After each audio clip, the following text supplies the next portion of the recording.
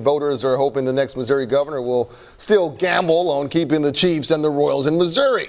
This was the first time many Jackson County voters were back at the polls after voting down the stadium tax in April. Most of the people did is they didn't like the location, and they didn't like the lack of communication from the new owner, and I think that probably drove a great deal of it. The Chiefs and the Royals belong in Missouri. That's where they need to stay. You know, Kevin, I actually asked two of Kehoe's opponents about the stadiums when I co-moderated the Republican debate. Neither Bill Eigel nor Jay Ashcroft believe the state should help to fund a stadium. Yeah, but we know Kehoe has a different mindset on all this. KSHB 41's Todd Palmer shares what it could mean for the future of the teams. The race to become Missouri's next governor is set, and it's good news for fans hoping that the Chiefs and the Royals will stay in Missouri. Both gubernatorial candidates who got through the other day, both the Republican Mike Kehoe, Democrat Crystal Quaid, have both said they want to keep the Chiefs and the Royals in the state of Missouri.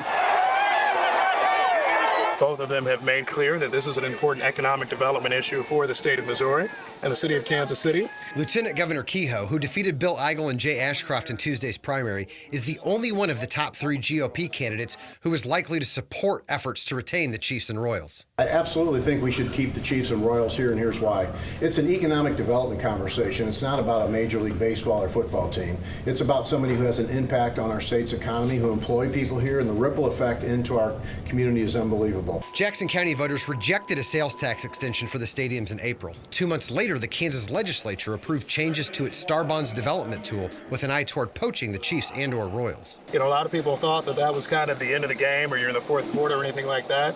I think that after the sales tax failed vote in April, we started anew. We were in a whole new game. One that probably will end up more expensive for taxpayers, and the clock's still running down.